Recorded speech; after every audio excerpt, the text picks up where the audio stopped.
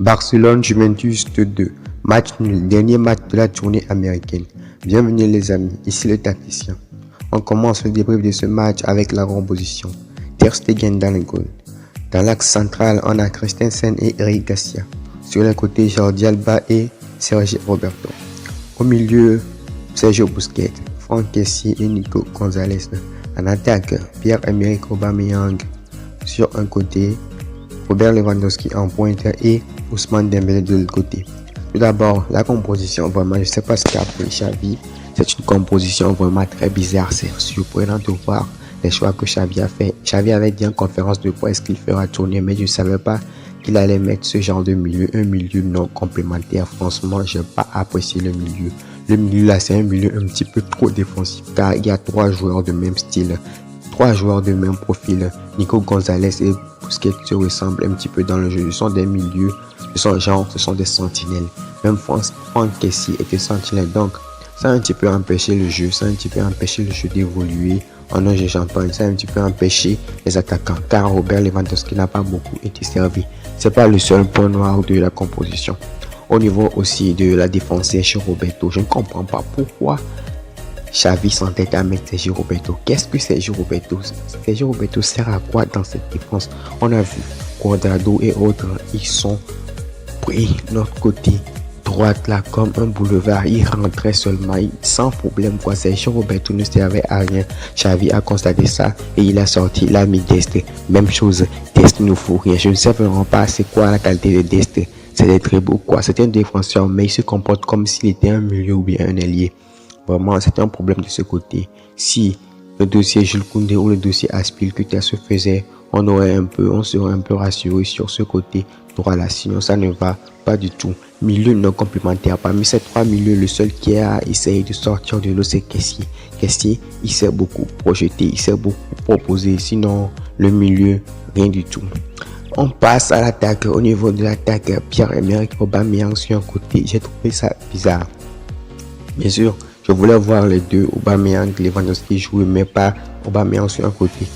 Ils peuvent faire un système avec un 10 derrière 2 avant-centrants. Mais malheureusement, j'ai jamais vu Xavi faire ça et ça ne se fera pas. Il a aussi vu que ça n'a pas marché. Les 3 du milieu et les 3 attaquants 6 n'a pas marché. C'est-à-dire Aubameyang sur un côté, ça ne marche pas. On a vu Dembélé, il a claqué son doublé exceptionnel. C'est ça la concurrence avec Rafinha. Puis il y a Rafinha en train de marquer des buts, mettre des passes. Rafinha est en train d'être décisif. On va commencer le match directement. Tire Dembélé, directement tire Lewandowski, directement tire Aubameyang. Les 3 attaquants étaient chauds. Et il y a aussi une chose, Robert Lewandowski n'a pas beaucoup été servi durant ce match. Il n'a pas beaucoup été servi. Conséquence directe du milieu qui a été un petit peu trop molle.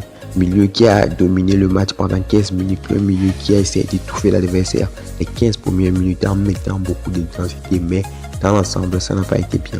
En seconde période, il y a eu beaucoup de changements. Il y a eu l'entrée de Pablo Torre, de Gavi et autres. On a vu que le milieu a changé. Il y avait beaucoup plus d'intensité.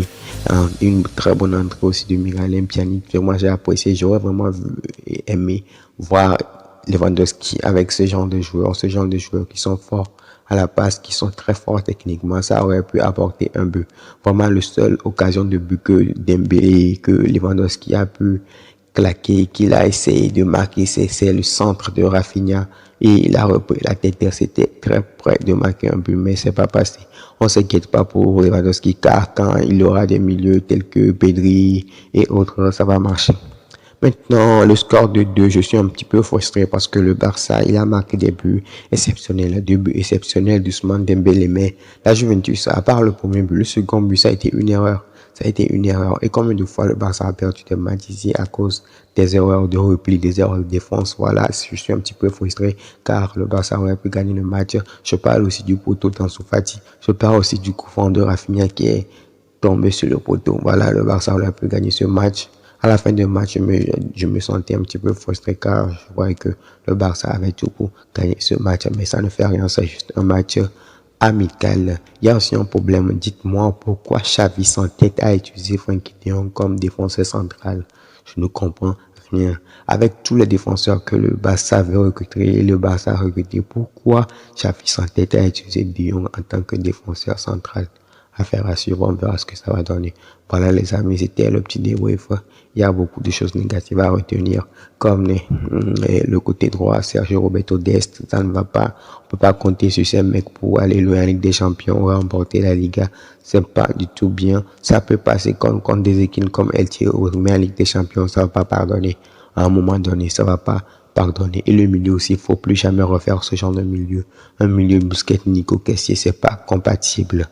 Voilà, l'attaque aussi, Aubameyang sur un côté, non. Soit Lewandowski en pointe, soit Aubameyang en pointe. Plus jamais Aubameyang sur un côté. On a vu Fati nettement meilleur sur un côté que Aubameyang. Aubameyang n'a plus ses jambes de 25 ans, donc on préfère Aubameyang dans l'axe. C'était tout pour ce match amical Barcelone-Juventus.